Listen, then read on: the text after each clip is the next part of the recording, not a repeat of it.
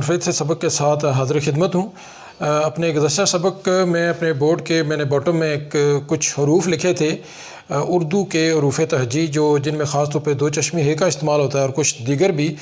तो अगरचे इनका किसी मतलब निसाब से कोई ताल्लुक़ नहीं है और इंग्लिश लैंग्वेज से कोई ख़ास ताल्लुक़ नहीं है, लेकिन हम देखते हैं कि आजकल जब हम मोबाइल पे या लैपटॉप पे टाइप करते हैं, ख़ास तौर पे कोई टेक्स्ट वगैरह टाइप करते हैं और अपनी बात दूसरे तक पहुंचाने की कोशिश करते हैं, तो हम चूँकि उर्दू टाइपिंग जो है वो मुश्किल है, तो हम फिर इंग्लिश के लेटर्स का सहारा लेते हुए इनफैक्ट उर्दू ही लिख रहे होते हैं। तो हम उस वक्त एक लिहाज से क्या कर रहे होते हैं, उर्दू इंटू इंग्लिश कर रहे होते हैं, यानी इंग्लिश में उर्दू लिख रहे होते हैं या उर्दू में इंग्लिश लिख रहे होते हैं। तो उस सिलसिले में आपको थोड़ा सा फैसिलिटेट करने के लिए मैंने मुनासिब समझा कि दो चार ऐसे हरूफ जो हम जिनका कदरे इंग्लिश में हमारे पास मतबादल जो है वो मुश्किल से मिलता है और हमें बात अब आपको सही समझ भी नहीं होती, तो थोड़ी सी आपको फैसिलिटेट करने के लिए इस हवाले से मैंने कुछ हरूफ का शामिल किए अपने सबक में, जो ऐसे चाहे वो डिफ्थोंग हैं, चाहे वो डाइग्राफ्स हैं, चाहे वो सिंगल लेटर्स हैं, यानी कि आप उनका इस्तेमाल करते हुए उर्दू ही में बात कहना चाहें तो आप ज़रा प्रॉपर प्रोनाउंसिएशन के साथ वो बात कैसे कह सकते हैं। तो इस सिलसिले में बस बोर्ड का सहारा लेते हैं और कुछ ख़ास बातें, कुछ नई बातें ख़ास तौर पे टेक्स्ट के हवाले से कि आप उर्दू का मतबादल जो है वो इंग्लिश लेटर्स को कैसे कर सकते हैं। तो आइए बिला ताख़ीर बोर्ड का सहारा लेते हैं और बोर्ड की मदद से ये सबक मैं आप तक पहुँचाता हूँ। बिस्मिल्लाह करते हैं। तो आप देख रहे होंगे कि मैं टॉप के बजाय ये बॉटम में आपको हाईलाइट कर रहा हूँ, यहाँ पे इंडिकेट कर रहा हूँ कि आप पहले ये देख लें। मेरे ख्याल में पिछले किसी सबक में मैंने ये हरूफ लिखे थे कि नेक्स्ट जो हमारा सबक होगा वो इन हरूफ से मुतल्लिक़ होगा। मैं फिर एक दफ़ा अर्ज़ कर रहा हूँ कि इनका कोई लैंग्वेज से या कोई ग्रामर से या निसाब की किसी चीज़ से कोई ख़ास वास्ता नहीं है। यह आजकल का एक जो ट्रेंड है कि हम उर्दू लिख रहे होते हैं लेकिन वो इंग्लिश लेटर का सहारा लेकर लिख रहे होते हैं, लिख हम उर्दू रहे होते हैं या इवन के अपनी पटवारी और पंजाबी ज़बान भी हम इंग्लिश में लिख रहे होते हैं इंग्लिश लेटर्स का सहारा लेते हुए। तो अगर थोड़ा सा हमें आइडिया हो जाए कि ये किसी हर्फ को अदा करने के लिए कौन से इंग्लिश लेटर्स ज़्यादा मुनासिब होंगे तो वो मुफीद होगा। तो उस हिस्से के ये 4-5 लेटर्स मैं आपके सामने रखता हूँ, ज़रूरत पड़ने पर इसमें मज़ीद इजाफ़ा भी किया जा सकता है नेक्स्ट किसी सबक में। तो इनमें से आप देख रहे हैं जैसे ये टॉप पे मैंने लिखा हुआ है भे, यानी भे के साथ दो चश्मी है जुड़ी है तो बन गया भे। तो ये भे की भारी सी आवाज़ है, तो इसके लिए इंग्लिश में जो मुतबादल है वो ज़्यादा मुनासिब होता है कि बी के साथ एच जोड़ दिया जाए, बी के साथ एच को जोड़ दिया जाए तो ये वाली साउंड प्रोड्यूस हो सकती है।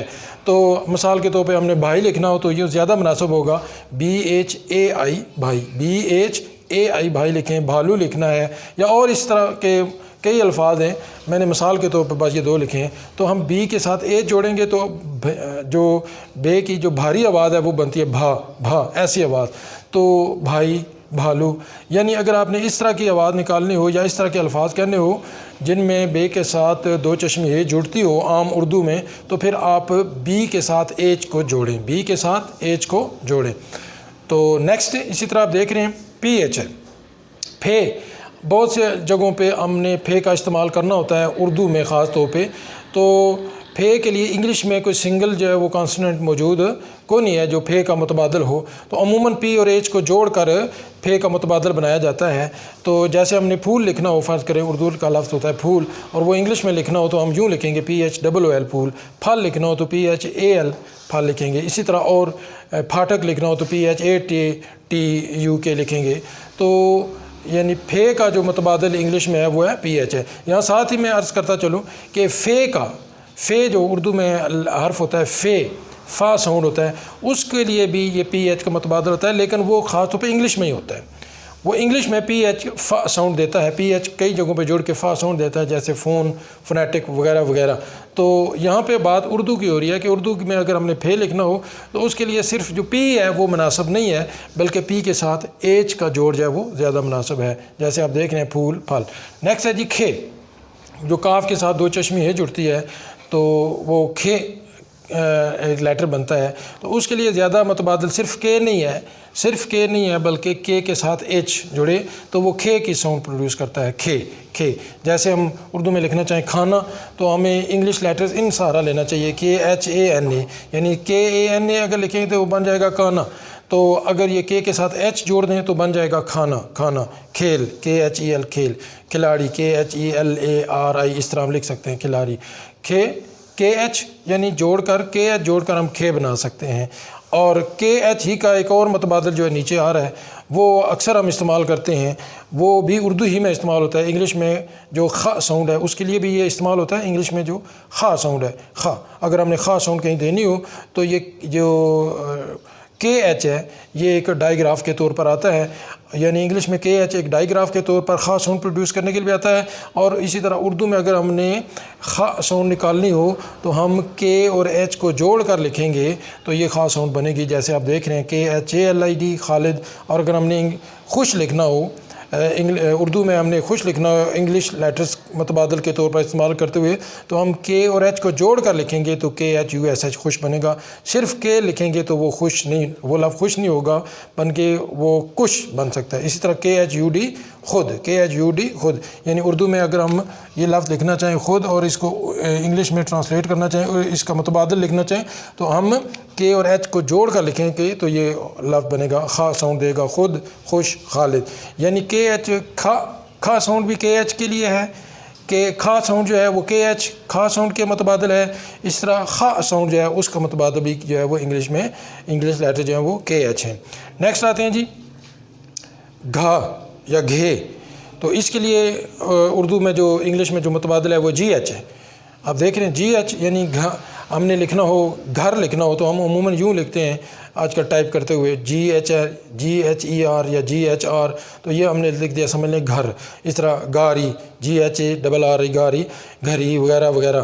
تو کہنے کا مقصد یہ ہے کہ یہ جو گاف کے ساتھ دو چشمی ہے یہ جب جڑتی ہے تو گھے ساؤنڈ پروڈیوس ہوتی ہے، گھے ساؤنڈ، ٹھیک ہے جی۔ اسی طرح اس کے متبادل جو اردو میں حرف ہے غائن، اس کا انگلش میں متبادل جو ہے وہ GH ہے، اور یہ اس کا ایک ڈائیگراف بھی سمجھ لیں، یہ اس کا پیور متبادل بھی ہے۔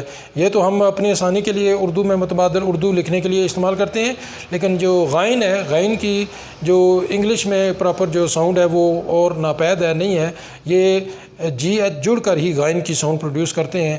تو ویسے غائن کی ساؤنڈ پروڈیوس کرنے کے لیے GH کا ویسے بھی استعمال ہوتا ہے، اور اگر ہم نے اردو متبادل کے طور پر بھی کچھ الفاظ لکھنے ہوں تو پھر بھی GH کو جوڑ کر ہی لکھیں گے۔ جیسے ہم نے لکھنا ہو غائب تو ہم GHAIB لکھیں گے، GHAIB غائب، GHAIB غائب۔ اس طرح ہم نے غیر لکھنا ہو تو ہم GHER غیر لکھیں گے، GHER۔ یعنی GH جو ہے وہ غین کا اور گے کا متبادل ہے، GH جو ہے وہ غین کا اور گے کا متبادل ہے۔ تو یہ کچھ جیسے میں نے درمیان میں ٹاپک لکھ رکھا ہے کہ اردو انٹو انگلش، یعنی جب ہم نے انگلش لیٹرز کا سہارا لیتے ہوئے اردو لکھنی ہو تو پھر اس طرح کے کچھ حروف ایسے ہیں جو ہمارے لیے محمد ثابت ہو سکتے ہیں۔ اس حصے کو بڑھایا جا سکتا ہے، ضرورت پڑنے پر ان الفاظ میں مزید اضافہ کیا جا سکتا ہے، یہ ڈیپینڈ کرتا ہے۔ انشاءاللہ نیکسٹ کسی لیسن میں اس طرف بھی آپ کی رہنمائی کروں گا انشاءاللہ۔ تب تک کے لیے اجازت دیجیے، آپ کا بہت بہت شکریہ، جزاک اللہ بالخیر۔